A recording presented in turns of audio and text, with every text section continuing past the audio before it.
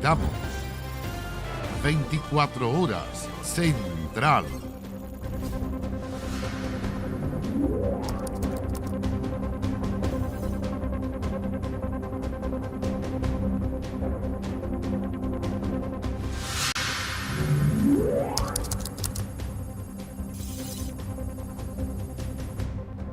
¿Qué tal? ¿Cómo están? Buenas noches, bienvenidas. Bienvenidos a las noticias en esta jornada en la cual el Banco Central sorprendió y aplicó un aumento que es histórico en la tasa de interés para evitar que la inflación se dispare.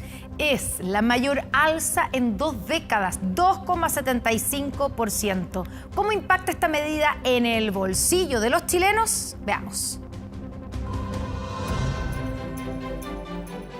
Poco más de 2 meses nos separan de Navidad, una de las ocasiones donde más gastan los chilenos y que para este año en particular habrá que preparar el presupuesto. El dólar y la inflación harán que esta fiesta sea más cara. Mal porque no se va a poder hacer mucho regalo. Ese es el problema, sale muy cara la Navidad. La única forma para evitar esto hay que apretarse el cinturón y ahorrar. Debemos ser más austeros, hay que invitar a ser más austeros. Y una de las principales razones es la inflación. El mercado subió las estimaciones para el 2021 y la proyectan en 5,8% al cierre de este año. Una situación que ha llevado al Banco Central a tomar medidas más duras. Este miércoles subió su tasa de política monetaria, dejándola en 2,75%, la mayor alza en 2 décadas. Tenemos estímulos por sobre el promedio del mundo y en niveles bastante récord. Y segundo, un tipo de cambio que no está ayudando en nada. Aquí hay un riesgo de que esto se desancle y que la inflación sea más alta en forma más persistente. Y en ese escenario el Banco Central tiene que actuar con mucha rapidez y con mucha claridad. Esto afectaría no solo a quienes piden créditos hipotecarios, también a quienes solicitan de consumo, que ya en septiembre sufrieron un alza respecto a agosto y promediaron una tasa de 19,34%. Por lo tanto, pensando en las compras de diciembre, sería incluso más caro endeudarse. Va a ser mucho más caro endeudarse. La gente que tenga esta expectativa de una Navidad abundante y más parecida a las que habían antes de la pandemia, y si no tiene la plata, se va a endeudar y esa deuda va a ser más cara por estas alzas de interés. Pero esta alza en la tasa de política monetaria puede que no sea suficiente. El peso chileno ha sido la peor moneda emergente. Ha caído más de un 11% en el segundo semestre de este año, según el monitoreo de Bloomberg. Somos de los países con las monedas más depreciadas, probablemente por elementos también internos, no solamente por lo que está pasando con el dólar a nivel internacional. Tenemos un cóctel de elementos que llevan a que la inflación justamente vaya en alza. Esto debido al impulso del dólar. El tipo de cambio continúa sobre la barrera de los 800 pesos y al cierre de este miércoles no fue la excepción, por lo que se suma otra razón para un fin de año con precios más altos. Porque el dólar más caro va a hacer que todos los bienes importados y una buena parte de lo que se regala en Navidad son importados. Casi toda la ropa es importada, toda la electrónica es importada, todos los zapatos prácticamente son importados. Una inflación que se vuelve la principal preocupación de los expertos, con un costo de la vida cada vez más caro para los chilenos, a puertas de meses en donde el gasto comienza a subir.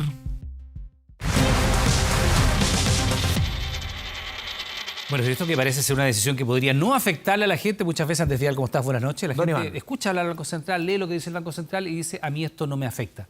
¿Cómo nos afecta y en qué medida? Esto afecta y afecta mucho porque esto puede parecer una decisión que está un poco en las nubes, que es de grandes economistas, de lo macro, pero afecta a muchos chilenos que van a pedir su crédito hipotecario, a muchas personas que quieren reintentar repactar ese crédito hipotecario, va a afectar y va a golpear mucho. Lo vamos a ver en la gráfica para intentar aterrizar esto en una jerga no tan arriba. A ver, esto ha pasado en los últimos meses, Iván, para que tomemos en consideración. Antes de la pandemia, cuando comienza la pandemia, la tasa de interés estaba en 0,5%. Se mantuvo baja mucho tiempo. La economía estaba apretadísima. Entonces, lo que hace el Banco Central es mantenerla baja para que la gente, para que la economía, para que se preste dinero, para que el acceso al crédito sea más fácil. Exactamente. Más a ver, ¿y qué es lo que pasó? A partir de, sobre todo con los retiros, y esto coincide mucho con los retiros, cuando la economía se comienza a calentar, a sobrecalentar por la mayor liquidez, el Banco Central inmediatamente comienza a subir la tasa, y lo que hemos visto a partir del mes de julio, 0,75. En agosto, ni hablar, se duplicó la tasa, 0,75 a 1,5. Hasta ahí, Andrea, hasta ahí era una señal bastante normal y tranquila. Sí.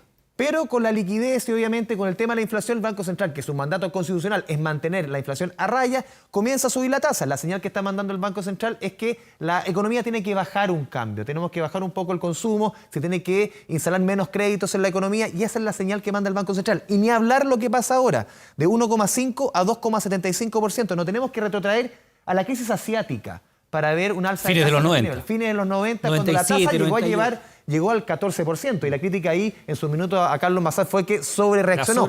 Pero esto, ¿cuánto va a afectar en un dividendo? Por ejemplo, una persona que quería pedir un crédito hipotecario de 2.000 UF. Ahí el ejemplo lo puso el presidente del Banco Central en su alocución frente al Senado, explicando el tema del cuarto retiro. Vamos con la siguiente gráfica. ¿Y qué es lo que decía Mario Marcel?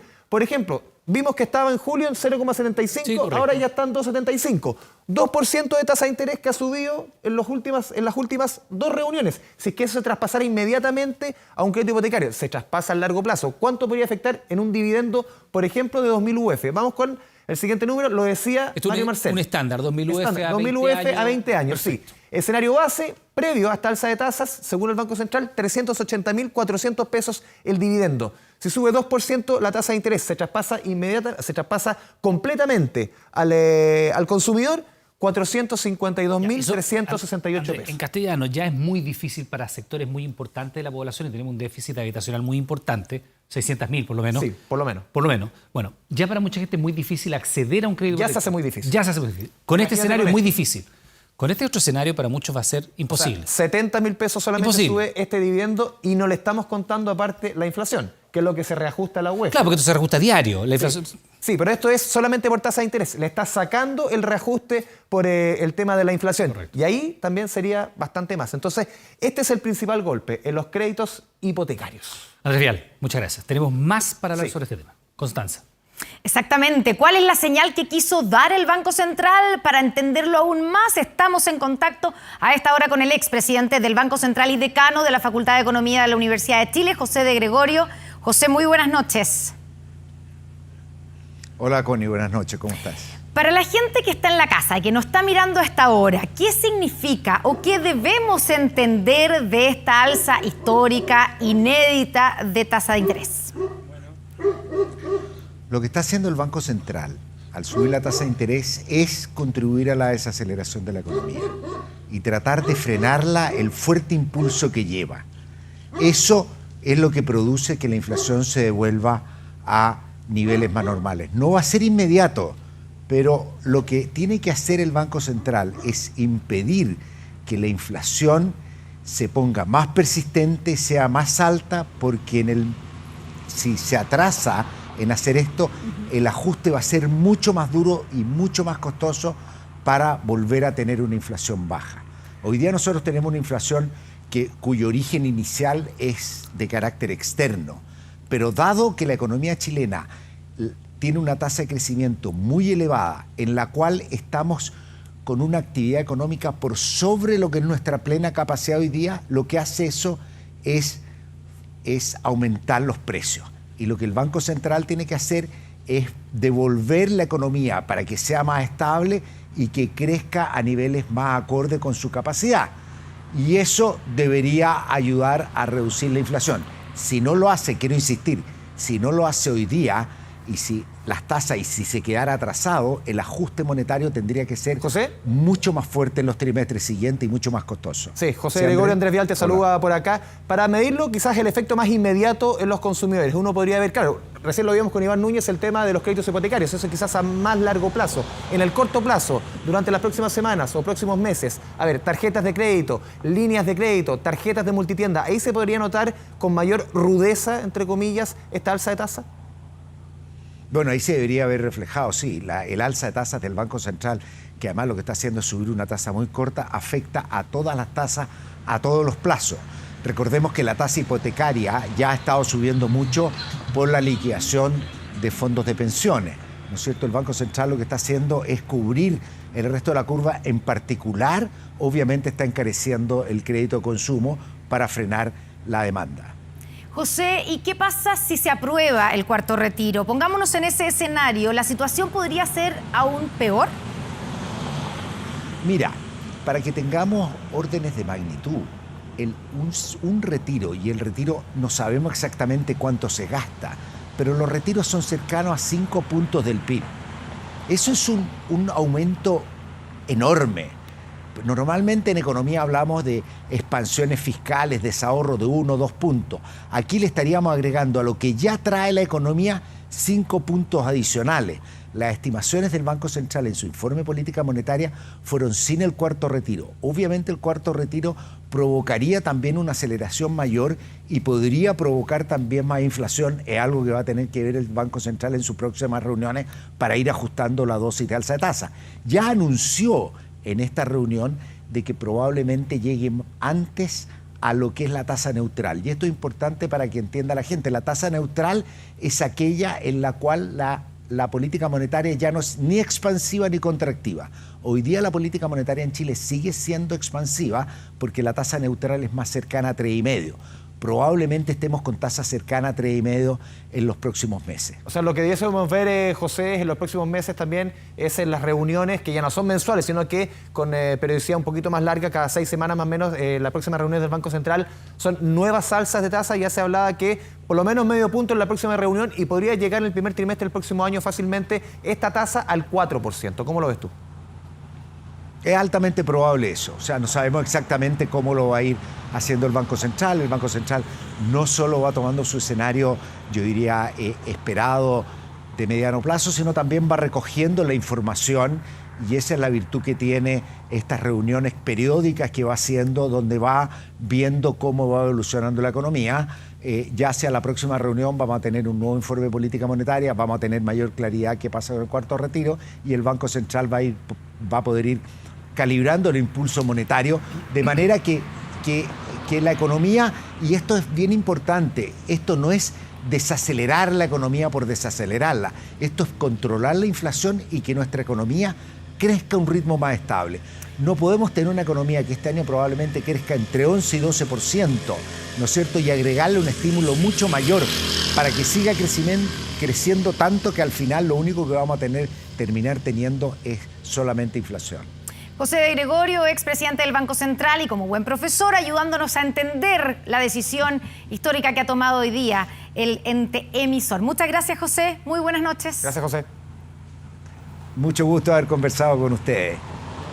Seguimos contigo, Iván. Claro, y cambiamos de tema. Argumentando que comprometió gravemente la honra de la nación y que además infringió el principio de la probidad, la oposición presentó formalmente la acusación constitucional en contra del presidente Sebastián Piñera. Esto por el caso de los Pandora Papers. La Moneda acusó aprovechamiento político porque la fecha escogida busca que la acción sea votada antes de las elecciones del 21 de noviembre. Va a salir la primera persona sorteada. El regreso de la tómbola este miércoles en la Cámara, que zanjó los nombres de las diputadas y diputados, que estarán en la comisión encargada de revisar la acusación constitucional contra el presidente de la República, Sebastián Piñera. El número 1, don Raúl Florcita Alarcón. Florcita Alarcón, a quien el azar lo visibilizó nuevamente tras ser acusado de abuso y violación. Será uno de los integrantes de la comisión. También la integrará Maya Fernández del PS, el independiente Pepe Out, Paulina Núñez de RN y la ex UDI Virginia Troncoso. Una jornada que arrancó temprano cuando 16 diputados de la oposición, desde la DC al Frente Amplio, firmaron y presentaron formalmente la anunciada acusación constitucional que busca la destitución del presidente de la República. Porque el presidente de la República ha infringido abiertamente la Constitución en relación al principio de la probidad. Es una acusación que de aprobarse, claro, pasa a la historia.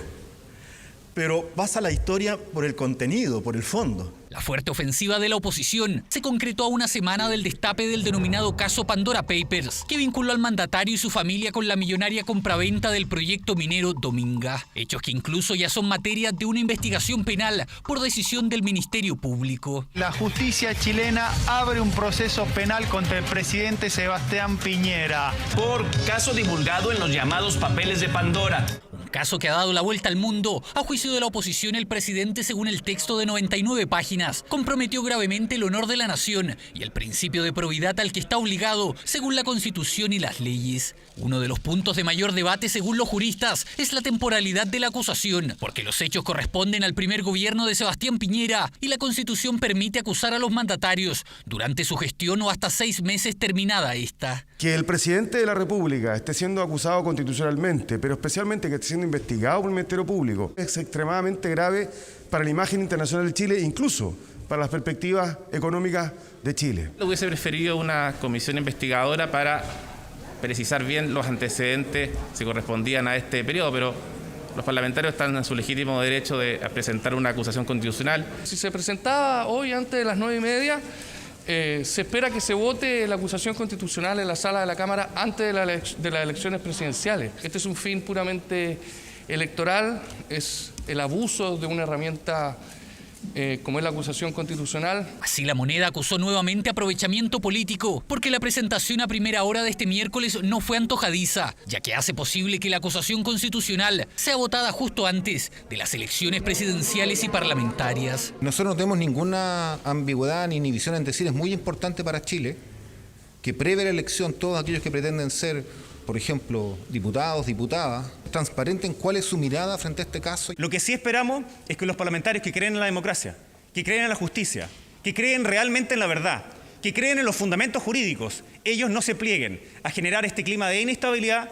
La Moneda tendrá ahora la compleja misión de alinear a sus parlamentarios que son minoría en la Cámara. 78 votos necesita la acusación para ser aprobada y 83 diputados tiene la oposición. Sin embargo, no todos en el oficialismo la han rechazado de plano y no todos en la oposición la aprueban tajantemente. Ambos esperan conocer los detalles. Pero yo no quiero adelantar concretamente, ¿no? Quiero conocer el nivel, de verdad. Voy a dar mi opinión una vez que analice en su mérito. Hoy día estamos en otra coyuntura que es mucho más importante para la ciudadanía. Durante la tarde se reunió por primera vez en el Congreso la comisión encargada de revisar la acusación constitucional contra el mandatario, instancia que será liderada por la diputada socialista Maya Fernández. Por su parte, el presidente Sebastián Piñera no hizo declaraciones al respecto este miércoles. De lograr la mayoría absoluta en la Cámara de Diputados, el juicio político impulsado por la oposición quedaría en manos del Senado.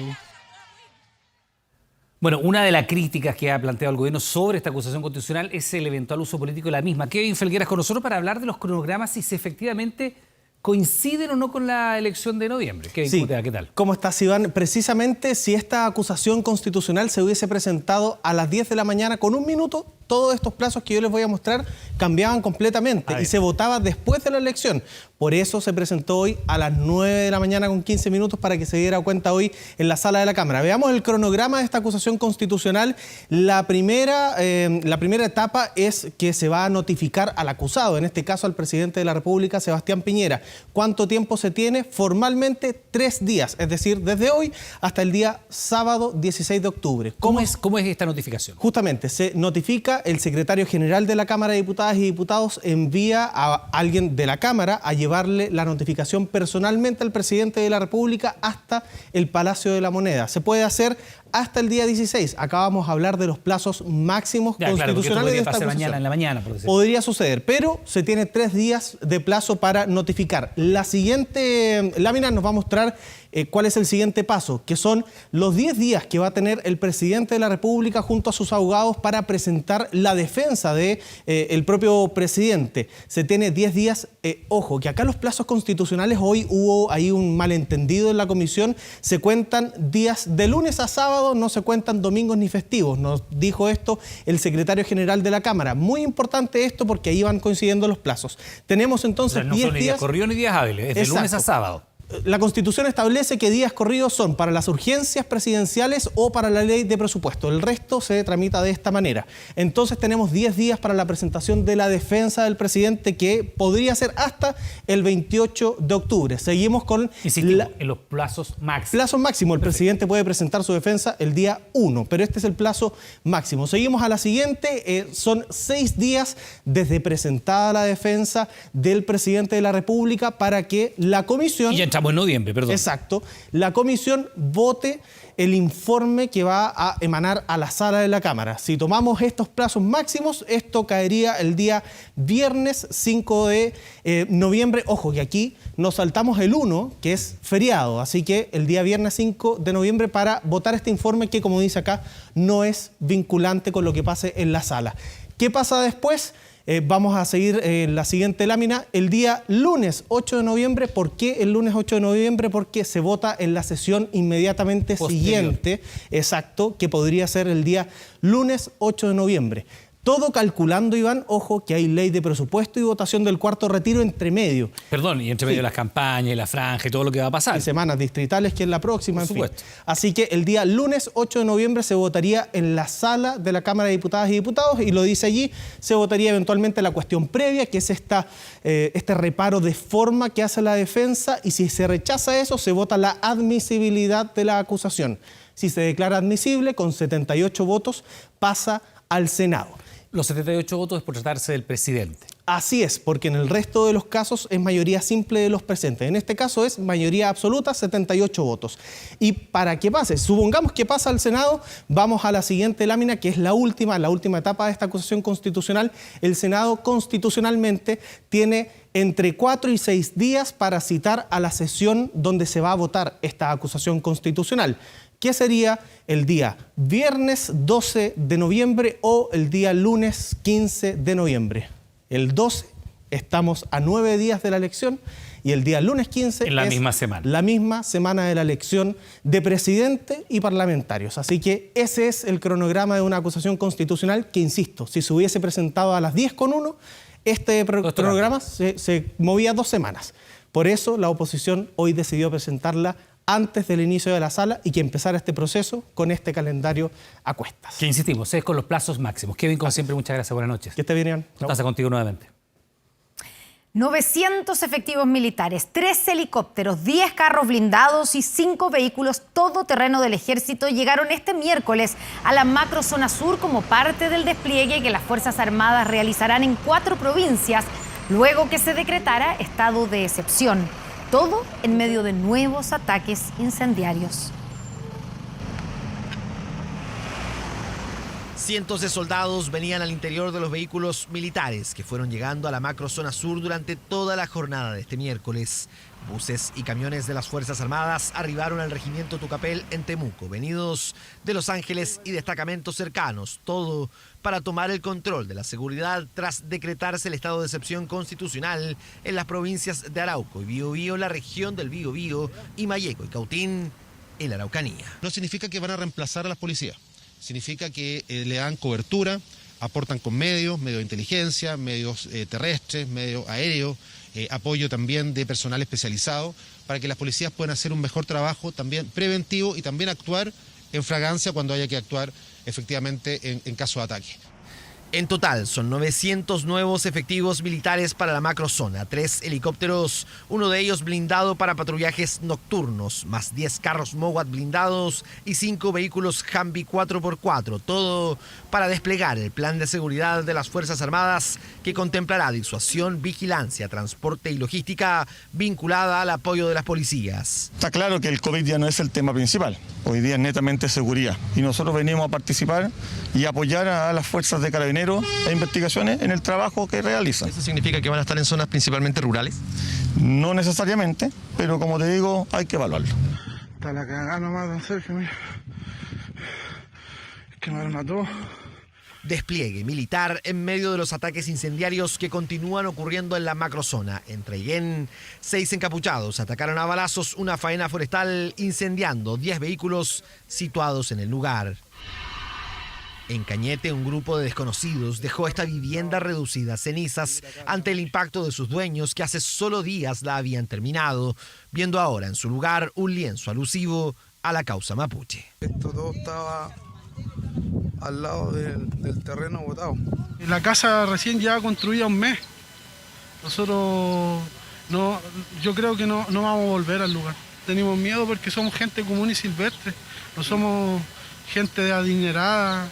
Todo lo que hicimos fue con esfuerzo. Ataque que se suma al perpetrado en Valdivia, camino a Curiñanco, en el sector Punucapa, donde encapuchados quemaron 4 máquinas en la ruta. Esto habría sido producto de la acción de terceras personas, quienes, tras intimidar con armas de fuego al cuidador, procedieron a incendiarlo. Como gobierno no vamos a permitir que estos hechos de violencia se normalicen en nuestro territorio. Además, no podemos validar consignas ni panfletos que aludan a la causa étnica. Hechos que se registran a solo horas de decretarse el estado de excepción constitucional, el que podría traer consigo un toque de queda para las comunas, medida que podría confirmarse este jueves cuando el ministro del Interior se traslade hasta la provincia de Arauco para dar inicio a los 15 días de estado de excepción. Culpó de todo a la democracia cristiana, pero no pudo asegurar que su campaña el año 2009 no haya recibido dineros irregulares. Sebastián Sichel dijo que no tiene conocimiento de esos hechos luego que un reportaje denunciara que su candidatura a diputado fue financiada en parte con aportes de empresas pesqueras. El hecho provocó una ola de reacciones. ¿Usted puede asegurar que su campaña del año 2009 no fue financiada de forma irregular, sí o no? ¿Lo puede asegurar? Esa campaña del año 2009, hace 12 años, como lo demostré en el reportaje, yo no tenía conocimiento de los hechos. Aunque antes de esa respuesta aseguró que las acusaciones en su contra buscaban desacreditarlo, que ya fueron contra su familia y su honra, frente a la consulta de fondo no tuvo certezas. ¿Puede asegurar que su campaña no fue financiada de forma irregular? El coordinador de campaña ayer dio un paso al lado y él tiene que aclarar y va a tomar las acciones legales correspondientes como lo señaló. Un reportaje de CNN y Chilevisión lo acusó de recibir 12 aportes irregulares en su campaña a diputado en 2009, cuando su apellido era Iglesias y buscaba representar a La Reina y Peñalolén. Casi 30 millones de pesos que habría recibido de empresas pesqueras cuando apuntaba al Parlamento.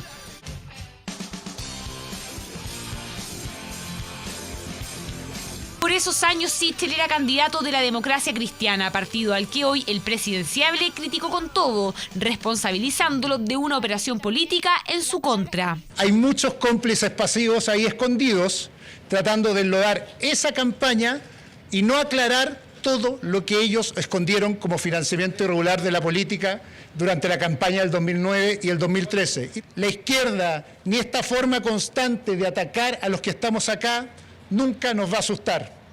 No son superiores moralmente. La respuesta de la DC llegó a través de un comunicado en el que acusaron desesperación de Sichel sin descartar posibles acciones judiciales. Un partido que conoce el ex militante Juan José Santa Cruz, hoy coordinador general de Sebastián Sichel. Voy a dejar que pase la bomba.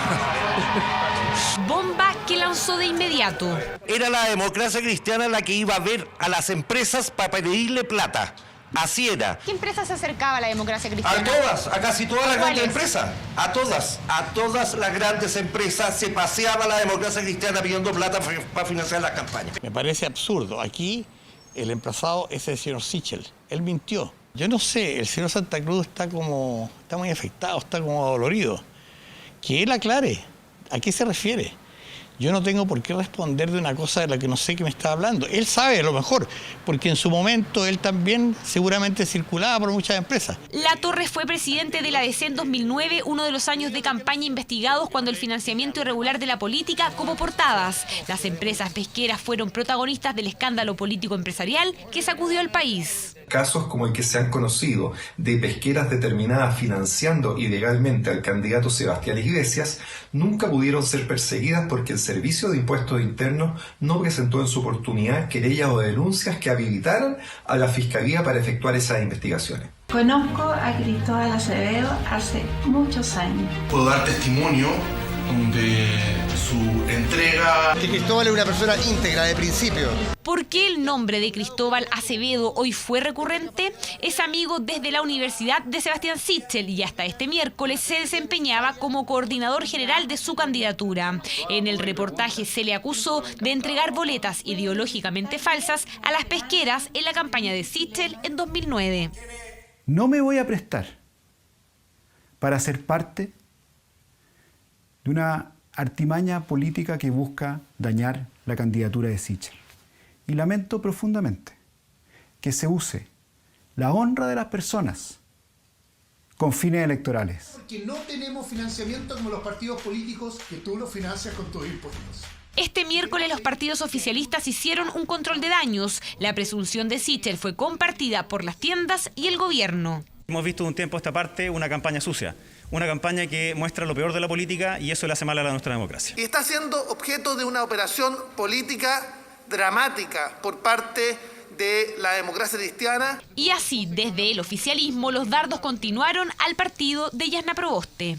Siempre echarle la culpa a los demás cuando finalmente las boletas ideológicamente falsas que se mostraron el día de ayer en el reportaje es una responsabilidad directa de él. El actuar con las manos limpias para nosotros es tremendamente importante. El candidato Sichel, como el partido que lo sustentaba entonces y los que lo sustentan hoy día, tienen que dar las explicaciones correspondientes.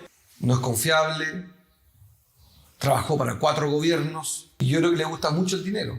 Miente, se retuerce.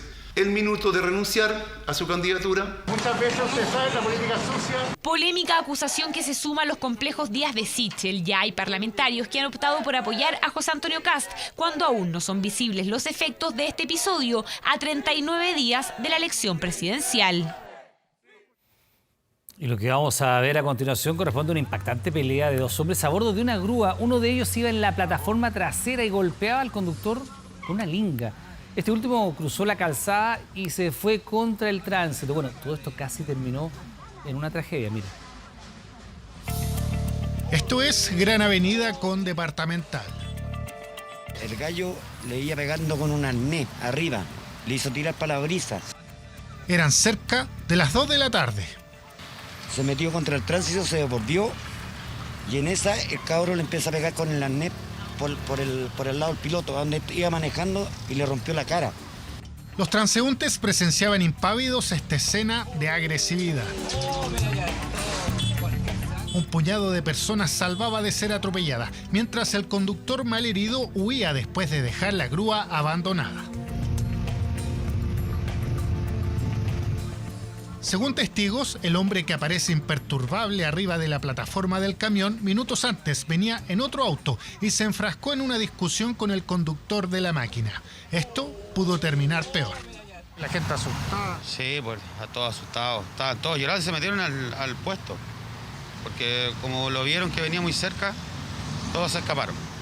Este joven que manejaba la grúa tiene 20 años. Horas más tarde volvió al lugar. El conductor después llegó como a las 5:30, 5 de la tarde, con la prima y se llevaron el camión. Pero el conductor estaba bien el conductor, sí. ¿Veía lesiones? No, nada, no se le veía nada. Para mí que fue el golpe y se le reventó algo, pero estaba lleno de sangre cuando se fue. Estas 2 personas, en definitiva, que se trenzan, se golpean, ¿no? Realmente yo te diría que definitivamente es gente que perdió todo tipo de control social. Expertos aseveran que los niveles de estrés y de violencia al volante crecieron en un 36% durante el periodo de pandemia. Que es muy peligroso para todos agarrarse a combo en la calle, porque uno hace una denuncia por lesiones graves y esa persona va a terminar en la cárcel con mucha facilidad. Entonces, tampoco es recomendable terminar bajándose del automóvil, arriesgándose, por supuesto, y tener que enfrentar después a la fiscalía. Ninguno de los involucrados de esta pelea hizo una denuncia. Carabineros de la 12 Comisaría de San Miguel se trasladó a verificar lo denunciado otra vez, en este caso por la Central de Comunicaciones, en donde se percató de la presencia de un vehículo abandonado, procediendo a hacer la denuncia de oficio, ya que no se acercó ningún denunciante a relatar lo ocurrido. Y esa denuncia de Carabineros ya fue remitida a Fiscalía. Por ahora, los protagonistas de este violento episodio están inubicables. Generaron daños en la vía pública, casi atropellan a varias personas. Todo en la comuna de San Miguel.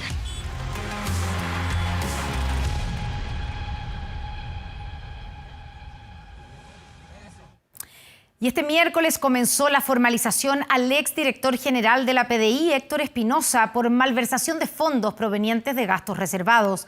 El Ministerio Público investiga 52 depósitos bancarios entre 2015 y 2017. Son en total 146 millones de pesos, originalmente destinados a fondos reservados de la Policía de Investigaciones, que hoy están bajo la lupa de la justicia. Este miércoles comenzó la formalización al exdirector general de la PDI, Héctor Espinosa, a quien se le imputan los delitos de malversación de fondos, lavado de activos y falsificación de instrumento público. Entre el año 2015 y el año 2017, fondos públicos destinados a la satisfacción de gastos reservados asignados a la Policía de Investigaciones de Chile, con el objeto de introducirlos a su patrimonio individual y de su familia. Según el Ministerio Público, para concretar la presunta apropiación de fondos, Espinosa recibió la colaboración de Eduardo Villablanca, subcomisario de la PDI, y su ex asistente, a quien también se le imputaron delitos. El imputado Villablanca recibió en distintas ocasiones millonarios fondos por parte del coimputado Héctor Espinosa para luego realizar, a cambio de una comisión, actos de fraccionamiento del dinero ilícitamente recibido, a través de a lo menos 52 depósitos en total. Espinosa le habría entregado el dinero en efectivo a Villablanca, quien personalmente se habría dirigido a sucursales de los bancos Estado y de Chile para realizar depósitos en las cuentas corrientes de su superior jerárquico. De las operaciones bancarias, 19 habrían estado dirigidas a María Magdalena Neira, la mujer de Espinosa, por montos de 37 millones de pesos. La utilización de cuentas bancarias de cónyuge, quienes operaban como testaferros facilitadores de sus productos bancarios e instrumentos financieros, recibieron parte del dinero ilícitamente sustraído de manera fraccionada. María Magdalena Neira también fue formalizada, era funcionaria del Servicio de Impuestos Internos y expresidenta de la Corporación de Apoyo a la Familia, ONG ligada a la PDI. Realizaron diversas maniobras que les permitieron desvincular de forma progresiva el dinero desde sus fuentes ilícitas. Para disfrazar el origen, el dinero habría sido invertido en instrumentos financieros como fondos mutuos o vales vista. El abogado defensor de Héctor Espinosa aludió al sobreseimiento de su representado en el marco de una querella presentada en su contra en marzo de este año por supuestos delitos de fraude al fisco. Aseguró que las imputaciones ya fueron investigadas y que no tienen asidero.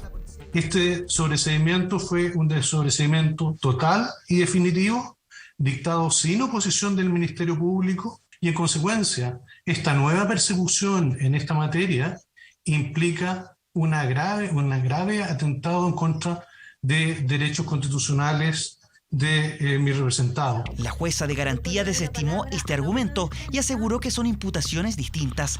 La audiencia de formalización continuará este jueves, donde se espera además que el Ministerio Público solicite medidas cautelares que podrían incluir una prisión preventiva.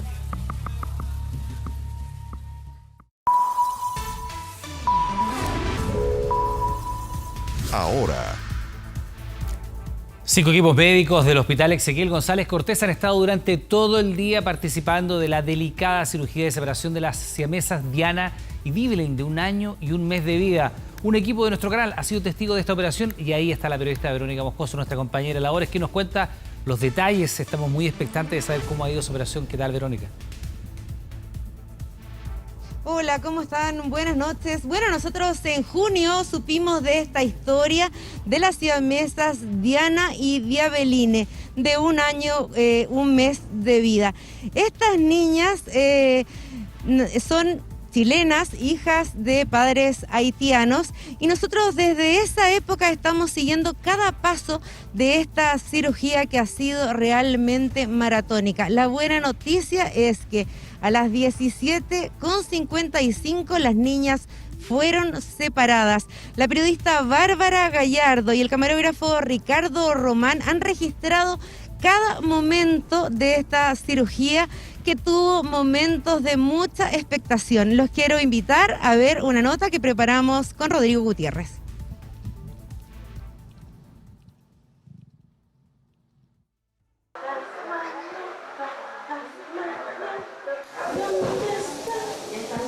Así comenzó uno de los días más importantes para Eveline y para sus hijas, las siamesas Diana y Diabeline, de 1 año y 4 meses.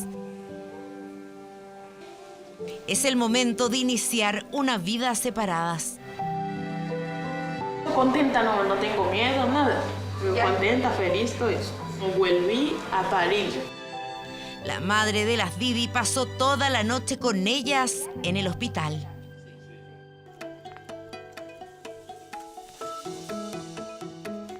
El padre salió de madrugada desde su casa en la comuna de Lo Espejo.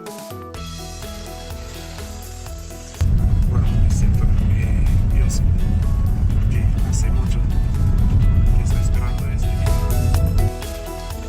Está nervioso, pero nos dice que tiene confianza en Dios y en los médicos.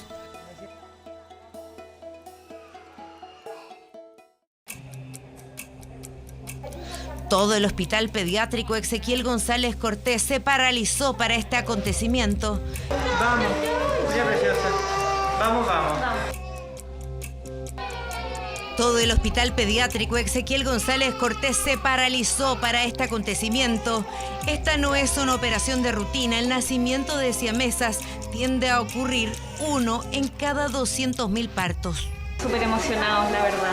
Al fin llegó el día y somos un equipo multidisciplinario que nos hemos preparado durante harto tiempo para este momento, entonces es un día súper importante para todos nosotros, para todo el hospital.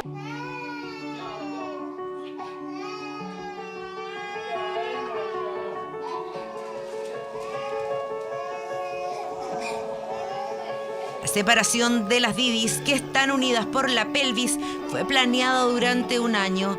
En esta mega cirugía todo fue debidamente ensayado y planificado. Se utilizó tecnología de punta. Hay 5 equipos médicos trabajando, en total 64 profesionales participando en forma secuencial.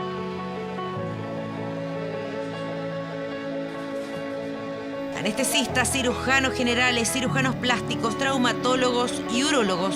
Todas las especialidades unidas para llegar a un final exitoso, la separación.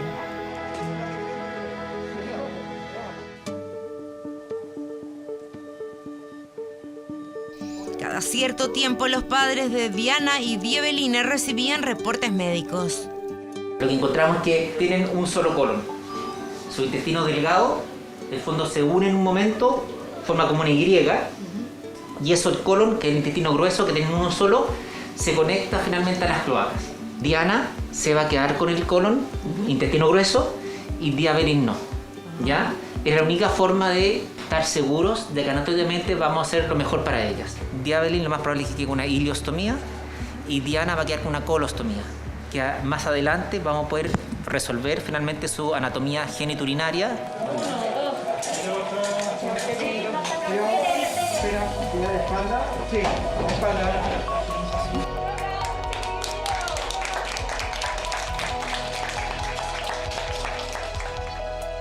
Diana y Diebeline deberán permanecer por lo menos un mes hospitalizadas. El primer objetivo es su separación íntegra como pacientes e individualizarlas para que puedan por fin hacer una vida por separado, aprender a caminar, a moverse, a jugar y a dormir solitas. El próximo paso, la reconstrucción urogenital.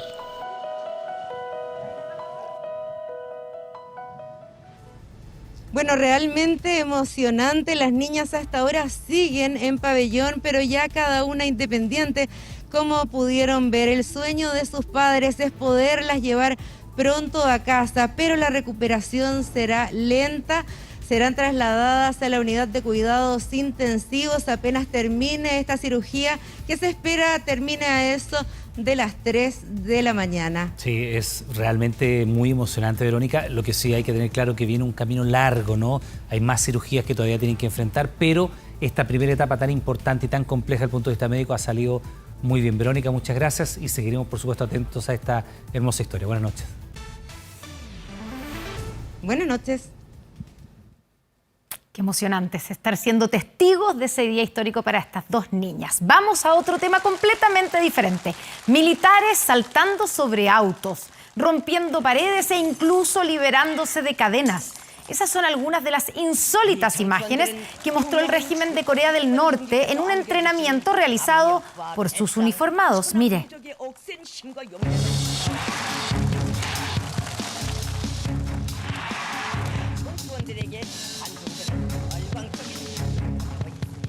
Con estas impactantes imágenes se abre un nuevo capítulo en la tensión que vive la península coreana.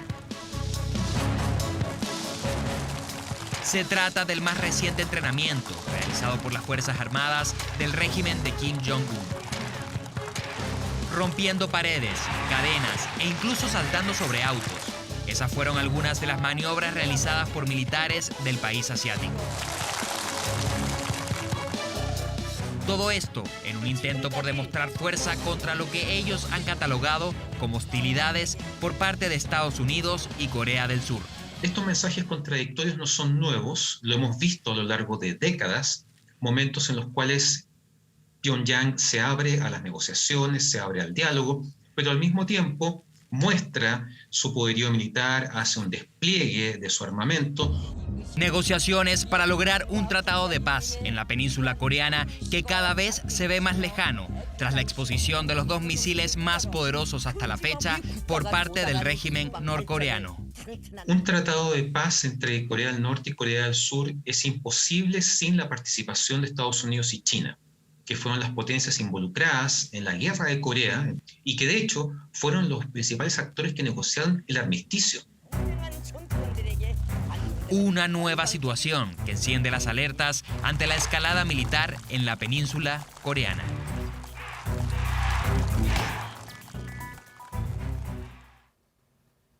La tranquilidad, bueno, esa fue la mayor virtud de un conserje ante un exaltado hombre en un departamento de Santiago solo por datos que le había solicitado en su calidad de visita. De hecho, las denuncias por agresiones de este tipo de trabajadores han aumentado hasta 4 veces durante la pandemia, mire. ¡Quiero salir! ¿Cómo mierda los delincuentes control de registro de visita? Es una súper básica, culiao. Es una súper básica. Hubo agresión verbal, también contacto físico, pero el conserje mantuvo la calma en todo momento. Estuvo así como hermano. Muy mal hecho, porque eso no se hace. Parece que estaban bebidos y ellos tenían mucho escándalo ahí arriba. Solo el conserje estaba pidiendo ese día estaba haciendo su labor. Para mí, él es un 7 como conserje. ¿Y que haya recibido esta agresión, qué le parece? No, súper malo, güey. Según los antecedentes, el agresor era una visita externa al edificio, a quien se le solicitó sus datos luego de salir de un departamento, pero respondió con agresividad. Existe mucha exaltación y mucha agresividad hacia la persona del conserje. El trabajo del conserje pasa a ser vital para la comunidad, ya que el control de acceso y controla toda la seguridad es la última línea que está en la entrada del condominio. Con la pandemia, los conserjes han debido tratar con residentes y visitas mucho más estresados, reciben todo tipo de reclamos, principalmente ruidos molestos, por lo que conviven con vecinos enojados. Hay trabajadores apuñalados, golpeados y algunos con palos se han tenido que defender. Hoy se ven hasta 4 veces más denuncias de agresiones a conserjes que antes de la pandemia, lo que sin embargo no es del todo preciso, porque en la mayoría de las comunidades no existe una manera sistemática para que los conserjes reporten agresiones. Muy interesante. Estoy grabando, mira, está registrado. Por lo que esa cifra podría aumentar. El domingo, por ejemplo, una falla en el ascensor de un condominio en Las Condes terminó en esta pelea en conserjería. El mayordomo se defendió con una luma luego de ser encarado. El episodio terminó con todos detenidos, la familia involucrada y el trabajador. Gabriel Córdoba tiene 79 años, trabajó 55 como conserje y desde 1990 preside el Sindicato Metropolitano del Rubro. Dice que las agresiones son un tema todavía sin resolver. Se ha ido acrecentando la problemática que hay de los conserjes con los usuarios de los edificios. Hay maltrato a conserje, el conserje va a contestar mal, porque también está con un cierto nivel de, como decir, agresividad por el hecho que las condiciones laborales que tiene son mínimas. A pesar que el conserje no sufrió lesiones, sí quedó con un trauma psicológico. Lo relevante es que hizo la denuncia, de hecho el agresor ya estaría identificado. Hermano. Bueno, y seguimos con los ataques increíbles, con fatales consecuencias. Un impresionante ataque con arco y flecha conmocionó este miércoles a Noruega, en donde un hombre asesinó a 5 personas y dejó a 2 más heridas. Los detalles en la siguiente nota.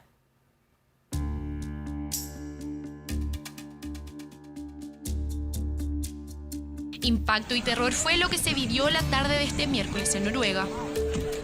Porque un hombre armado con un arco y flechas hirió y mató a al menos 5 personas en la ciudad de Kongsberg, ubicada en el sudeste del país y a 85 kilómetros de la capital, Oslo. Eran alrededor de las 18:30 horas cuando un sujeto comenzó a lanzar las flechas al interior de un supermercado. El sospechoso fue detenido y trasladado hasta una comisaría en la vecina ciudad de Drammen. Por ahora se cree que habría actuado solo. Podemos confirmar varios heridos y muertos. Los heridos han sido trasladados al hospital. ¿Hubo un enfrentamiento con el perpetrador? La policía informó que hay 5 víctimas fatales, pero que el número podría aumentar, ya que hay varias personas que se encuentran en estado de gravedad. Quiero destacar que si está relacionado con el terrorismo, no sabemos si se ha producido un ataque político. La policía tendrá que investigar eso. Sabemos que en muchos países, durante mucho tiempo, los ataques se han evitado con un buen trabajo policial, pero que el tema de los perpetradores solitarios es difícil. Pero necesitamos saber más para saber si esta es una de esas situaciones. Por su parte, la alcaldesa de la ciudad ordenó el cierre de las principales calles y solicitó a la población de Kongsberg a no salir de sus casas mientras se recaba información sobre el crimen. Noruega es uno de los países con menor índice de homicidios del mundo.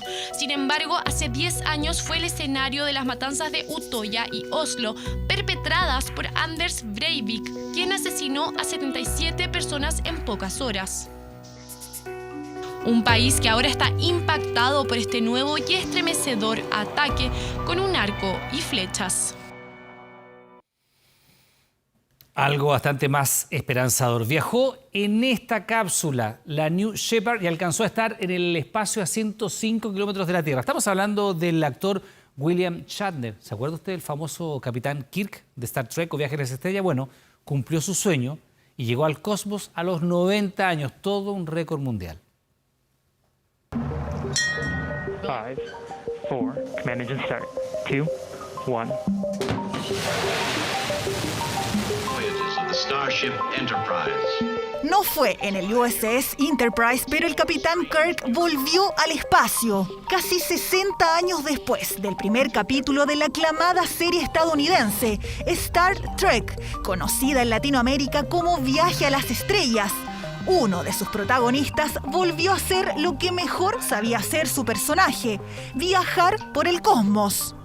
I hope I never recover from this. I hope that I can maintain what I feel now. I don't want to lose it. It has to do with the enormity and the quickness and the suddenness of life and death. Oh my God. Un sentimiento que el actor canadiense William Shatner, quien personificó al capitán Kirk, quería vivir desde su participación en la serie original. Su viaje, el segundo vuelo turístico de la empresa del fundador de Amazon, Jeff Bezos, no solo hizo su sueño realidad, sino que también lo convirtió en el hombre más longevo en llegar al espacio con 90 años.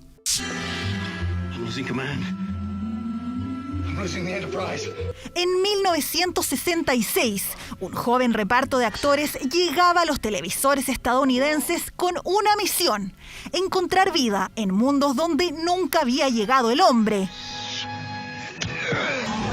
Una tarea que convirtió a la serie en una de las más populares de viajes intergalácticos y que lanzó a Shatner a la fama. Esa experiencia fue la que lo motivó a participar de este vuelo del cohete New Shepard que despegó desde el desierto en Texas. And capsule touchdown. Welcome back. What you have given me is the most profound experience I can imagine. I'm so filled with emotion about what just happened. It's extraordinary, extraordinary. Décadas viajando imaginariamente por el espacio ayudaron a la preparación del capitán Kirk para vivir esos 10 minutos en el cosmos. Un sueño cumplido para el actor, pero toda una hazaña para un personaje que logró lo impensado: saltar de la pantalla y hacer realidad a los 90 años su viaje al espacio.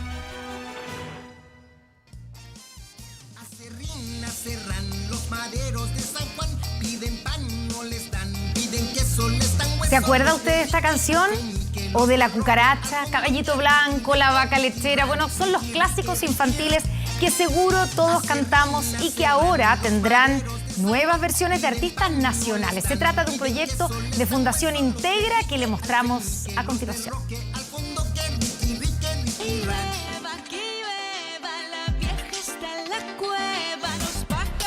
Buena.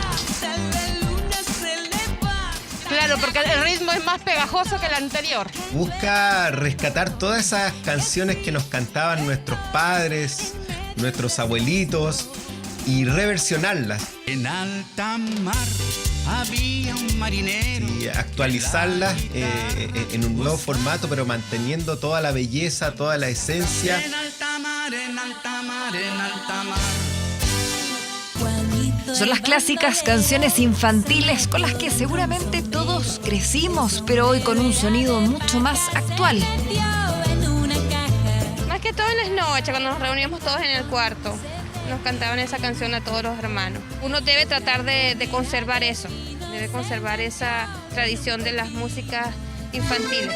Una vez la cucaracha se metió en un hormiguero. Es parte del proyecto Mi Memoria Integra, que recoge estos éxitos de siempre para llevarlos a una nueva generación. 10 canciones, 10 artistas invitados, entre ellos Quique Neira, Denise Malebrán, hasta Tommy Rey, cada uno en su estilo, haciendo música para niños y niñas. Quique Neira hace un reggae, Mariel lo hace más rap, Pascual y la Vaca le da su toque más con más folclore. Es muy entretenido. Va a pegar, porque es como el ritmo que se escucha un poco. Acerrín, acerran los maderos de San Juan. Que cuando la interpreto así como a la pata, me dicen, no, te falta Don Rorro, quiero escuchar a Don Rorro. Entonces ahí empiezo yo como a relatar o a poner la voz como lo pone habitualmente mi personaje, entonces la canción tiene esa mezcla. Un proyecto que busca revitalizar los clásicos de siempre, pero eso no es todo. También contempla 10 libros y 10 animaciones que acompañan esta música, dirigida no solo para los niños y niñas que asisten a los establecimientos de Integra. Estará disponible también para todos quienes deseen conocerla a través del sitio web. Todo esto acompañado de una antología para los equipos educativos, donde se profundiza sobre el origen de estos textos y además se incluye una selección muy cuidada de cuentos, rimas, adivinanzas, trabalenguas, también de la tradición chilena y latinoamericana. El objetivo es fomentar la lectura, estimular el lenguaje y otros sentidos en los niños y niñas y que estos clásicos no desaparezcan. Tengo una vaca lechera. Tú eres una vaca. Sí, yo encuentro que a ellos les gusta porque aprenden cosas distintas. Creo que es un proyecto súper lindo y que vale la pena escuchar y reversionarla realmente, como que te hacen viajar en el tiempo y también te conectan con la niñez, te conectan con los niños. Para que los niños puedan disfrutar con música mucho más actual que las versiones anteriores quizás, que siguen gustando, pero tener la otra opción también. Un proyecto inédito en Chile. El contenido estará disponible en el sitio web de la Fundación Integra y en su canal de YouTube desde este viernes 15 de octubre. La caja era de cartón, se metió en un cajón. Y a propósito de música, pero en otro estilo, autor de hits del género urbano como Safari y Ginza, J Balvin hoy está en el ojo del huracán. Y esto después de que la vicepresidenta de Colombia tildara una de sus canciones como machista, racista y misógina. Mire, más bien, escuche.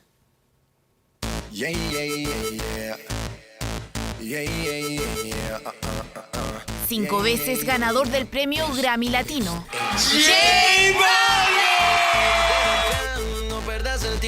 Ganador de premios Billboard. Nicky Jam y J Balvin. Y uno de los referentes más grandes del género urbano.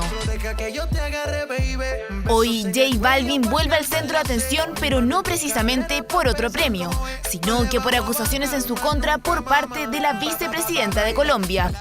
La letra de la canción tiene directa y abiertas expresiones sexistas, racistas, machistas y misóginas, que vulneran los derechos de las mujeres comparándolas con un animal que se debe dominar y maltratar con expresiones que no vale la pena repetir. Fuertes palabras de la vicepresidenta de Colombia, Marta Lucía Ramírez, que el cantante aún no contesta. Una de las misiones que ha manifestado la vicepresidenta desde su cargo es reivindicar el valor de la mujer en la sociedad colombiana. Es por eso que sus declaraciones en contra de la canción estuvieron acompañadas de una invitación para el artista y la industria musical en general. Invitamos públicamente al cantante J Balvin y a la industria musical y discográfica a suscribir un pacto que incluya diversos compromisos para la promoción de los derechos de las mujeres en la música y prevención de la violencia en su contra. Pero como él, otros artistas desde Maluma a The Police también han sido criticados por el contenido sexista de sus canciones. Un artista que se ha destacado como uno de los músicos más reconocidos a nivel mundial en el género urbano, con canciones que han hecho bailar a muchas personas.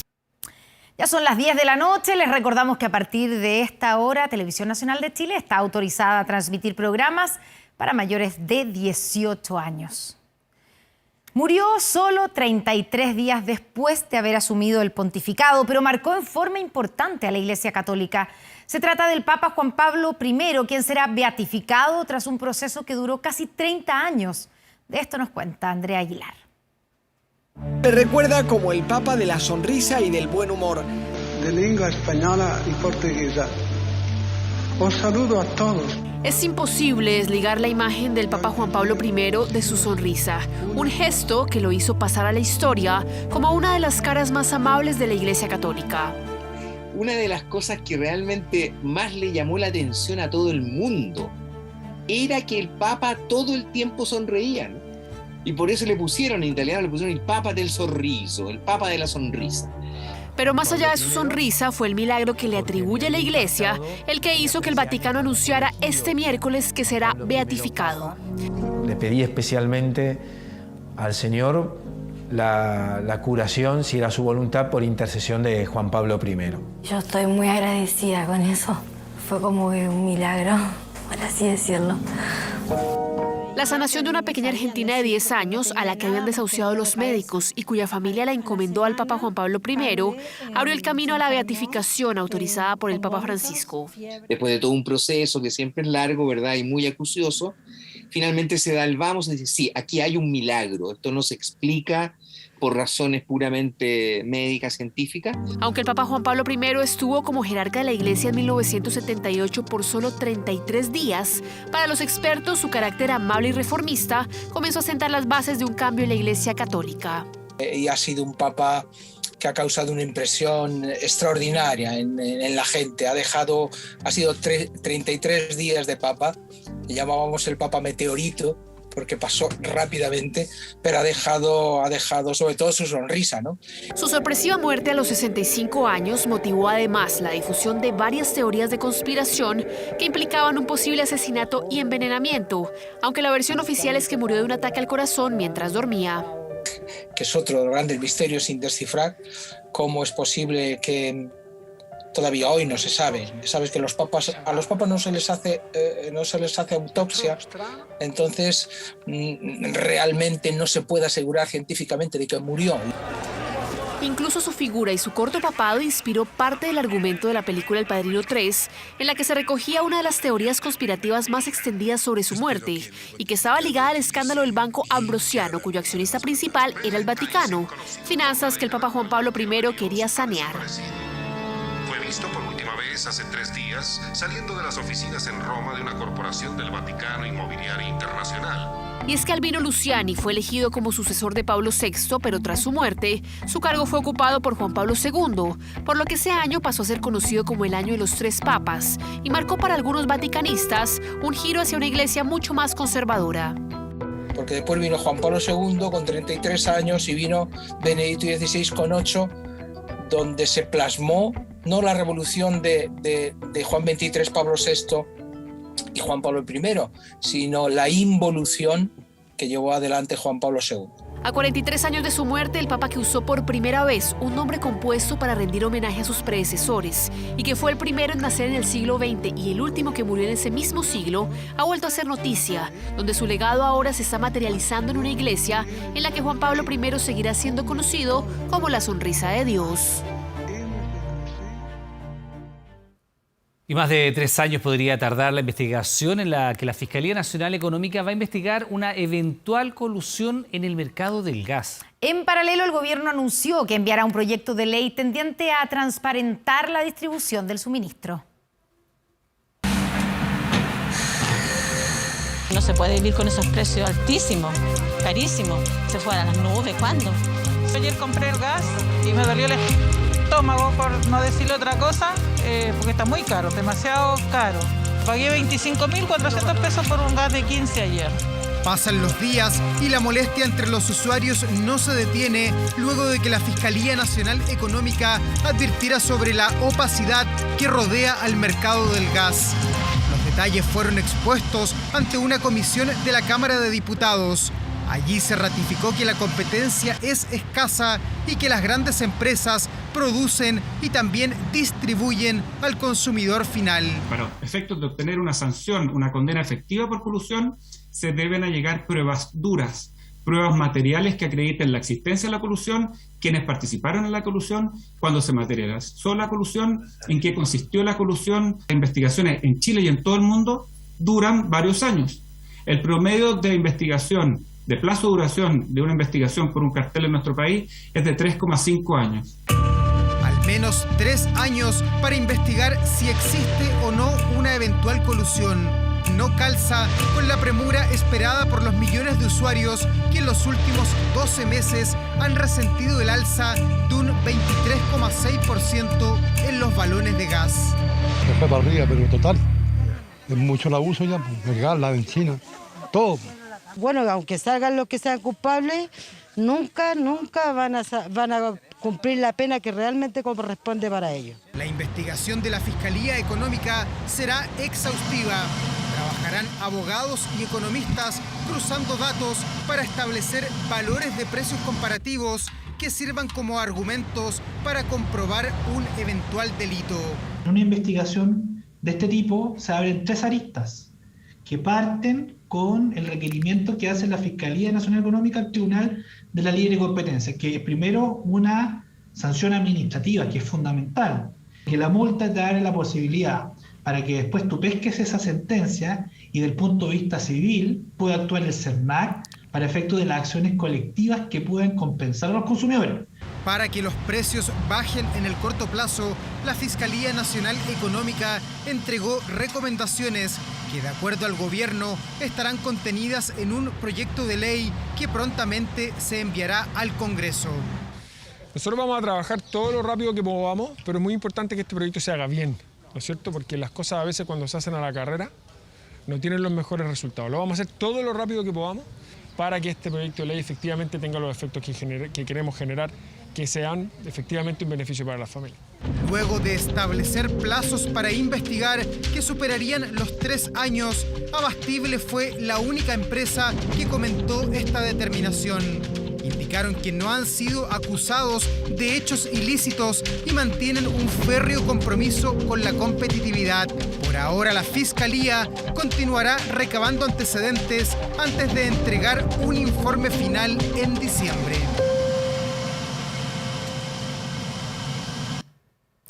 El ministro en visita que investiga el homicidio del senador Jaime Guzmán le tomó declaración durante 6 horas a Raúl Escobar Poblete, extraditado desde México y quien se encuentra procesado como autor material del crimen del fundador de la UDI. Luego de cumplir con la cuarentena preventiva de 11 días en la cárcel Santiago I, donde permanece en prisión preventiva, Raúl Escobar Poblete fue trasladado por Gendarmería hasta el Centro de Justicia. Escobar Poblete, quien se encuentra procesado en calidad de autor, respondió durante 6 horas las preguntas del magistrado a cargo de la indagatoria, una diligencia que se retomará este jueves en dependencias del Centro de Justicia.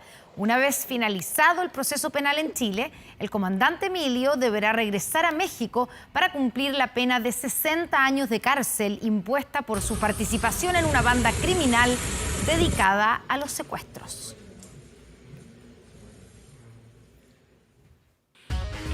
¿Cómo están? Buenas noches, 10:09, ¿cierto? Sí. A esta hora estaremos en 9 minutos del segundo tiempo de un partido clave de la selección chilena con sus aspiraciones, ¿no?, de lograr la clasificación para la Copa del Mundo de Qatar 2022. Al igual que el partido el día domingo frente a Paraguay, la premisa es una sola.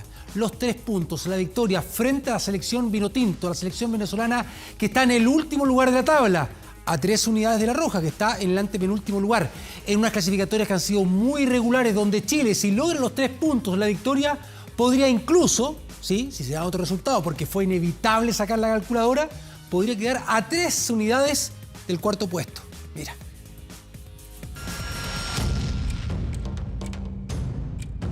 Guardó su mascarilla en el bolsillo derecho, acomodó un par de apuntes sobre la mesa y saludó serio. Buenos días, ¿cómo estás? Fue al grano, directo, salvo Charles y uno que otro le rondó la mente, no quiere tocar el equipo. Pero digo, si te tuviera que decir, lo menos posible.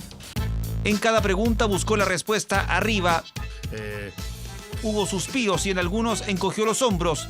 En cada consulta sentía con su cabeza buscando empatía, gesto de incomodidad cuando le recordaron la ausencia del príncipe Aranguis. O sea, hay un montón de cosas que lo hacen distinto a la gran cantidad de jugadores que tenemos. Buen día.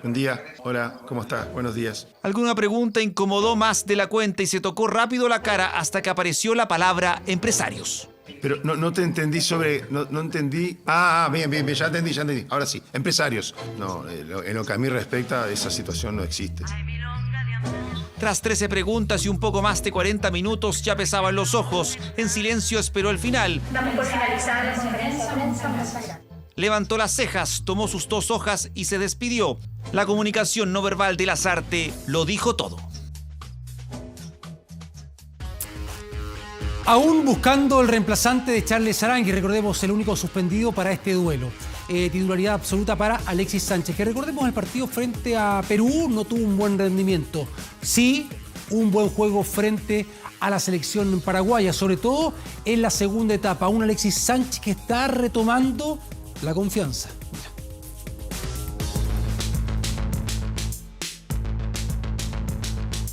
Yo lo he visto de menos a más. En los últimos 6 días, Alexis suma más de 180 minutos jugados, primero ante Perú y luego frente a Paraguay. Su rendimiento va en alza según Machete y ante la albirroja ya demostró ser factor en los goles. Yo creo que en definitiva lo mejor de él todavía está por venir. En la interna de La Roja creen lo mismo. Claudio Bravo y Mauricio Isla, 2 de sus más cercanos, lo ven alegre y al igual que Martín Lasarte saben que Maravilla dará mucho más. Ante Venezuela será fijo. En sus últimos 5 encuentros ante la Vinotinto tiene 2 goles y 3 asistencias. Es factor digamos, en las situaciones incluso de gol o generación de juego.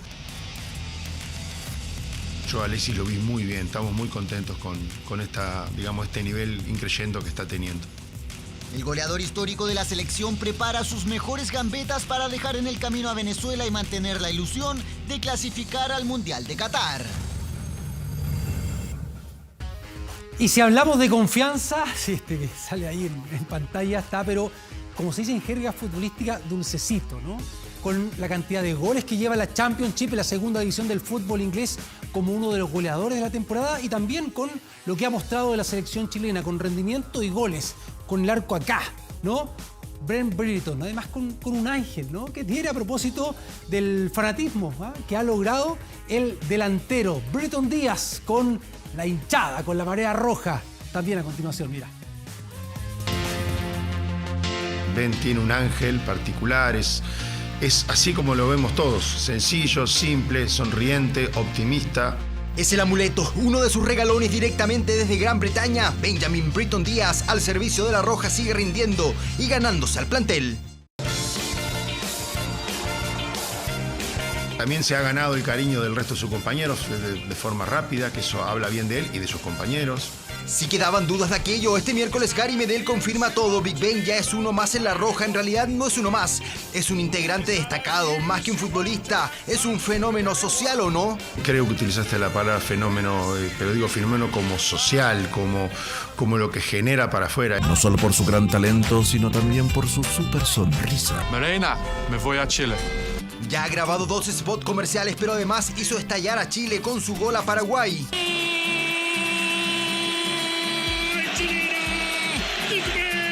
Siempre con una ilusión fantástica, con dificultades en el idioma, todavía las tiene y muchas, más allá que está haciendo un esfuerzo. Britton da garantías y variantes al ataque de La Roja. Él se está tratando de adaptar y el resto de los compañeros tratando de adaptarse a él. Pero ¿será inamovible del ataque de Chile? Jugador inamovible y no quiero ser rehén de mis palabras. Es el fenómeno del momento que desde Inglaterra llegó a Chile para ganarse el corazón de una hinchada exigente.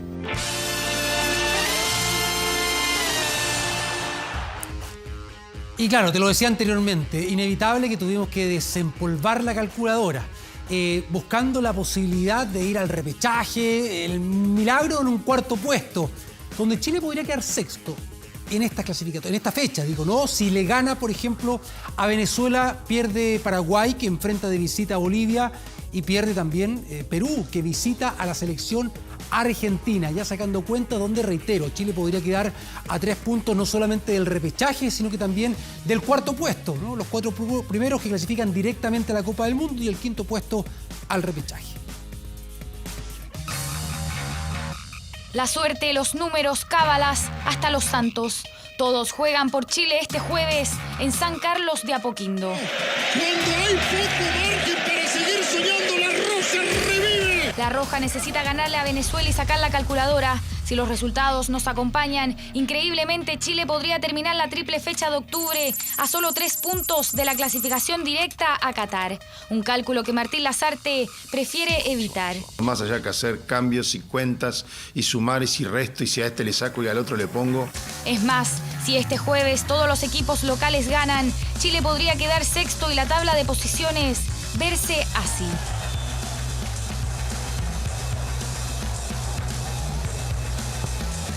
Brasil, Argentina y Colombia en la parte alta de la tabla. Ecuador y Uruguay estancados en los 16 puntos. Y Chile pisándole los talones con 13 unidades. No estoy mirando los resultados en función de qué nos conviene o no nos conviene. Seguro que Lazarte ya prendió las velas, porque no solo nos bastará con ganarle a la Vinotinto este jueves, sino que además se deberá vencer al menos en 4 de los 6 partidos restantes. Don Martín sabe que se necesita más que la calculadora para llegar a Qatar 2022. Ya volvemos con 24 horas viendo 24 horas Central. Bien, estamos de regreso. Imágenes del entrenamiento, la práctica de hoy de la selección Vinotinto, de la selección venezolana. Recordemos que ayer hubo polémica, no pudo entrenar como tenía programado en el Estadio Monumental. Tuvieron que hacer una práctica en el hotel de concentración, ¿no? A propósito de algunas medidas sanitarias que, de acuerdo a lo que señalaban autoridades de nuestro país, no habían completado, ¿no? Los jugadores y el plantel de la selección Vinotinto. Hoy pudiendo entrenar ahí en las dependencias del Estadio Monumental con bajas, ¿no? Recordemos a propósito de la ausencia de Jefferson Soteldo, el ex Huachipato y Universidad de Chile, también de Chancellor, el defensa central, también de Tomás Rincón, una de sus figuras, suspendido el volante central. Vamos a escuchar declaraciones, conferencia de prensa de su director técnico. Lo escuchamos. Nada puede a nosotros distraernos del objetivo, que es hacer un partido bien correcto, que es seguir el mismo camino que venimos desde que arrancamos acá, tratando de darle alegría a esta gente, que de alguna manera estos jugadores puedan hacer y desenvolverse lo mejor posible en cancha como lo han venido haciendo hasta ahora. Apareció Grosso con todo el... Otra vez el genio, otra vez el invento de Alexis. Alexis botando palito que se le va. Ahí está Alexis. Sí, Alexis.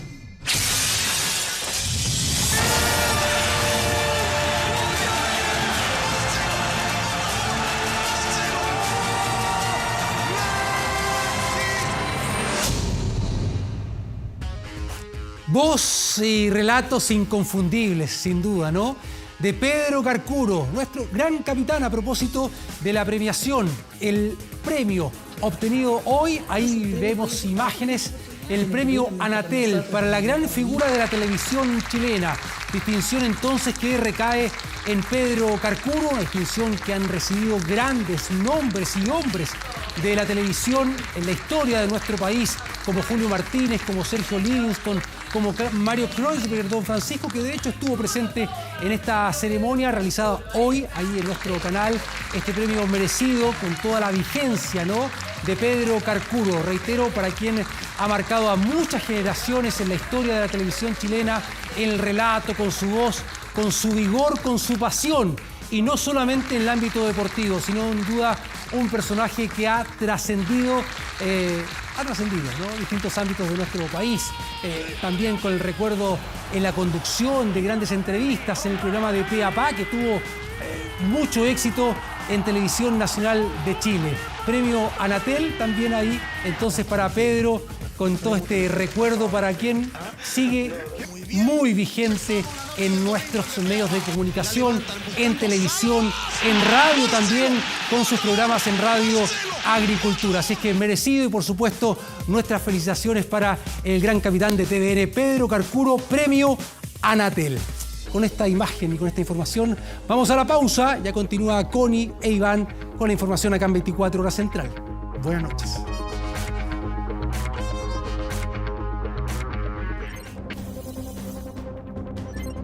Ya volvemos con 24 Horas Central.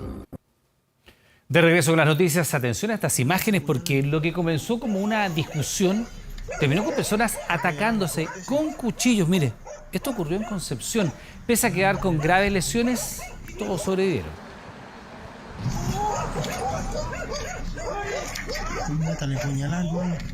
Nadie tiene certeza del origen de la pelea hasta ahora. Lo que sí está claro es la violencia con la que reaccionaron todos los involucrados. El impacto de este testigo ante la decena de puñaladas que se propinaban unos a otros en plena vía pública, afuera de uno de los accesos a la tradicional Vega Monumental de Concepción. Malo, porque más encima las personas que le pegaron las puñaladas, cabros, no son ni de aquí tampoco. Trabajé 30 años de noche acá y nunca hubo una pelea así. Por eso el hecho no dejó a nadie indiferente. De los 5 involucrados, 3 están identificados, 2 son adultos. Quien está en el suelo tiene solo 17 años, fue uno de los más afectados.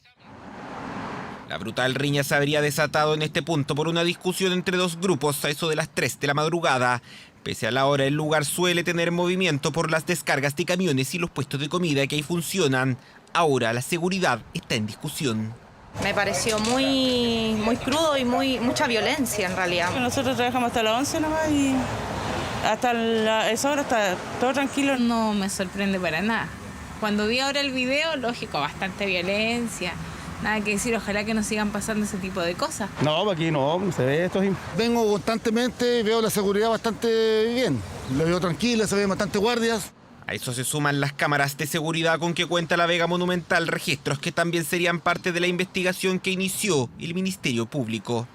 Entonces, poder hacer un seguimiento para que se tomen las acciones respectivas ante tal gravedad de los hechos. Hechos que deben aclararse pese a la brutalidad del ataque y los 5 involucrados sobrevivieron. 3 pudieron ser identificados porque fueron ingresados al hospital regional debido a sus heridas. Hay otros 2 sujetos que huyeron y también son buscados por su eventual vinculación a otro posible delito cometido un día antes.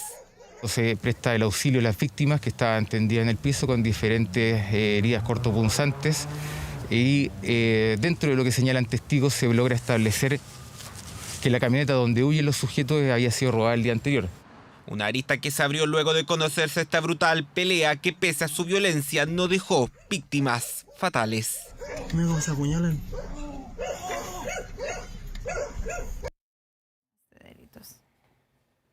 2 años se cumplieron de la trágica muerte de Antonia Barra, quien se quitó la vida tras haber sido presuntamente abusada y violada por Martín Pradenas.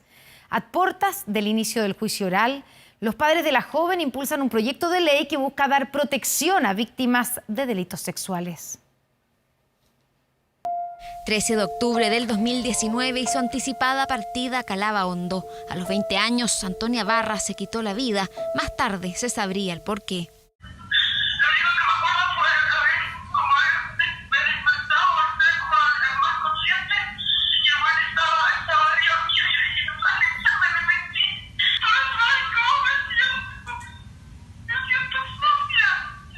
A 2 años de su muerte, su familia hoy es su voz, no solo por ella, sino por todas las mujeres que se han ido en silencio. Tenemos una pena en común, tenemos una impotencia en común, ¿ya? Y era interesante hacerlos partícipes de esto. Nosotros queremos que como sociedad nos preguntemos qué podemos hacer para cambiar esto. Su relato hizo que otras víctimas también denunciaran a la misma persona, Martín Pradenas, quien permanece en prisión preventiva en Valdivia, formalizado por 5 abusos sexuales y 2 delitos de violación, los que habrían ocurrido entre el 2010 y el 2019. Esto tiene que cambiar, en realidad ellas no son las culpables, ellas son víctimas. Aquí solamente hay un culpable que es el victimario, ella por vergüenza, por miedo, porque no las juzguen. En realidad por eso no denuncian. Acusaciones que esperan no queden impunes y marquen un precedente. Por ello impulsan la Ley Antonia, la que fue aprobada por la Comisión Especial de la Mujer del Senado y la que pretende mejorar las garantías procesales, proteger sus derechos y evitar la revictimización. Pasaría luego a la Cámara de Diputados y si se aprueban las mejoras que entre otras son perfeccionar el procedimiento judicial, evitar la revictimización y agregar el suicidio de la víctima incidiendo en las penas del agresor, podrá ser ley de la República próximamente. Sabemos que nada de eso es suficiente, por supuesto, ni nada le va a devolver a Antonia su vida. Pero lo que podemos hacer en el corto plazo es aprobar el proyecto de ley Justicia para Antonia. Semanas atrás, el tribunal aprobó la reapertura de la investigación por un plazo de 30 días a solicitud de los querellantes, a fin de incorporar nuevas pruebas, entre ellas teléfonos y material que habría sido encontrado en su celda. Espero que las cosas mejoren, espero que las instituciones hagan su trabajo, espero que las escuchas telefónicas aparezcan. Existen diligencias que no se han agotado en la forma que ordenó el Tribunal de Garantía. Creemos que es un fundamento importante como para que se pueda ampliar un poco más este plazo de reapertura. La familia pide agotar todas las instancias y diligencias, eso a la espera del juicio oral que aún no tiene fecha, pero donde la Fiscalía solicita más de 40 años de cárcel para Pradenas en busca de justicia por Antonia y las otras presuntas víctimas. Ya volvemos con 24 horas Central.